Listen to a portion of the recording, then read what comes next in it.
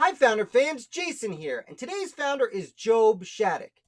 Now, Job Shattuck was one of the wealthier men in the town of Groton, Massachusetts.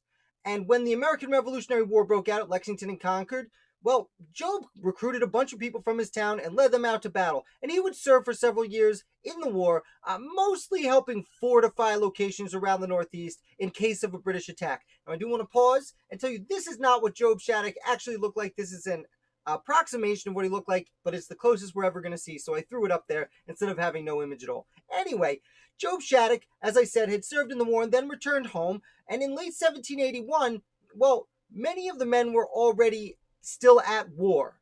But Job had returned home, and Massachusetts over the years had issued legal tender, which was a paper currency that could be used for anything, including paying your taxes. Now, in Western Massachusetts, gold and silver, also known as specie, was hard to come by. So the people of Western Massachusetts really liked the paper currency.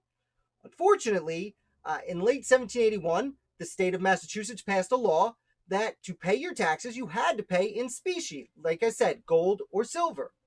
Now, people in Western Massachusetts just simply didn't have any access to gold and silver. It's not even that they didn't have money, they could not find any gold and silver to exchange for their currency. So they couldn't pay their taxes. Now, this made people very upset. Job did have the money to pay for this, but as I said, he was a leader in his community. He was a town councilman, and he wanted to look out for his fellow citizens. So he recruited a group of several citizens to go confront the two local tax collectors with a show of force, saying, "We're not going to be paying these taxes."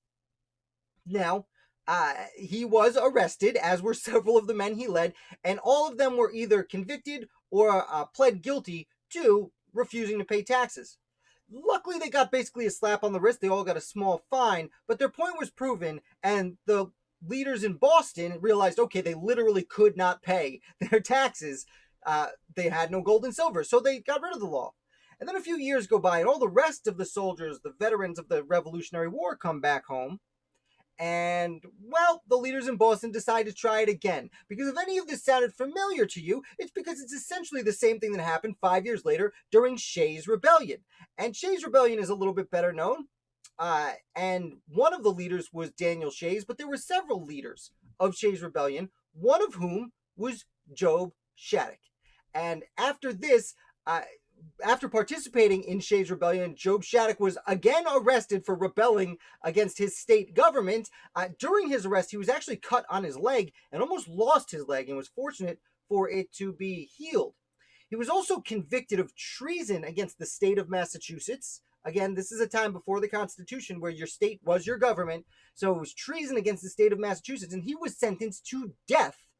Fortunately, he was pardoned by Governor John Hancock, who conveniently did not run for governor just before Shays Rebellion and then ran for it again and was reelected after Shays Rebellion. So he was able to play the good guy in all this, but let's not get too into John Hancock in this video.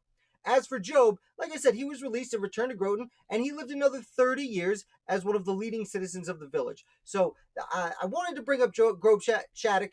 I do want to mention they are called the Groton Riots. I probably should have said that from the beginning. The first instance where Job led men against the tax collector in 1781 was called the Groton Riots. It's a much overlooked segment of Revolutionary American history, but it was essentially a prelude to Shays Rebellion, because although the government backed down at that point while the war was still technically going on, after all the veterans came home, they tried it again to much worse results. They should have learned their lesson the first time, you would think. So let me know in the comments, what do you think? Do you think these rebels, as they were right in trying to fight for the ability to pay their taxes? Or were they just upstarts trying to cause a scene as the American Revolutionary War was closing and a new nation was being birthed?